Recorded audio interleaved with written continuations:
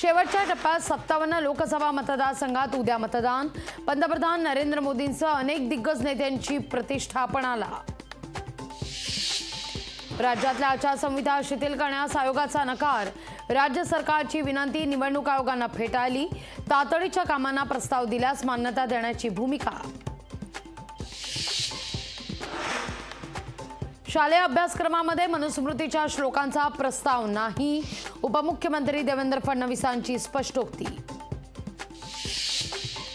मध्य रेल्वेवर आजपासून 3 दिवसाचा जम्बो ब्लॉक। सीएसएमटी आणि ठाण्यातील फलाटाच्या कामाकरता जम्बो ब्लॉक। मध्य रेल्वेच्या जम्बो ब्लॉक काळात एसटी बेस्ट कडून जादा गाड्या सोडण्याची सोय।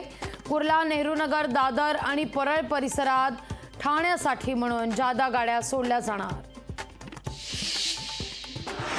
विशाल अग्रवालच्या फर्ममध्ये आयएएस अधिकाऱ्यांची गुंतवणूक। लोकशाही मराठीकडे विशाल संदर्भात धक्कादायक माहिती। मुंबईला पाणीपुरवठा करणाऱ्या 7ही धरणांमध्ये केवळ 8% पाणीसाठा शिल्लक। 5 जून पासून मुंबईत 5% पाणी कपात लागू होणार। मुंबईत 2 दिवस उकाड्याचे। मुंबईसह ठाणे, पालघर, रायगडमध्ये 2 दिवस उष्ण आणि दमट वातावरणाचा अंदाज। राज्यात वेळेआधीच मान्सून दाखल होण्याची शक्यता। 5 किंवा 6 जूनला मोसमी वारे महाराष्ट्रात प्रवेश करण्याचा अंदाज। मुख्यमंत्री एकनाथ शिंदेंनी दरेगावातील ग्रामदेवतेचं घेतलं सपत्नीक दर्शन। पुण्यात आज राष्ट्रवादी काँग्रेसचा मेळावा। मेळाव्याला अजित पवार मार्गदर्शन करणार। विधानसभा निवडणुकीची आतापासूनच तयारी। अयोध्या विमानतळावर माजी उपराज्यपाल आणि आयपीएस अधिकारी किरण बेदी यांच्यात भेट।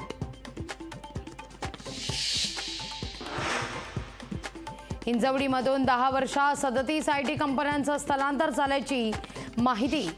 खराब पायाभूत सुविधा आणि वाहतूक कोंडीमुळे कंपन्यांवर आयटी पार्क सोडण्याची वेळ। पुण्यश्लोक अहिल्याबाई होळकर यांच्या जयंतीनिमित्त हिंगोलीत विविध कार्यक्रमांचं आयोजन। अहिल्याबाई होळकर यांच्या पुतळ्याला दुग्धाभिषेक घालत जन्मोत्सव साजरा।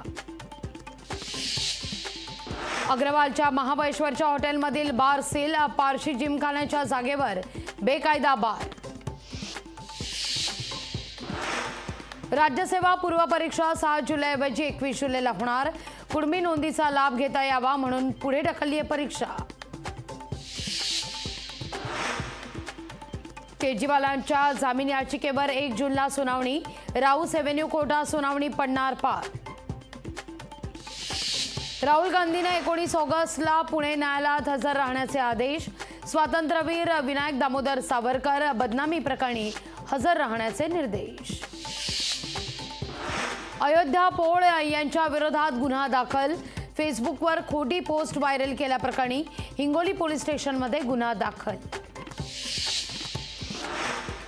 अमरावती हिट अँड रन प्रकरणातील आरोपींना अटक। आरोपी सुसरदा इथल्या आश्रमशाळेत शिक्षक। 27 दिवसांनंतर आरोपींना पकडण्यात पोलिसांना यश। लोकशाही मराठी ऐका, पहा, जागरूक रहा।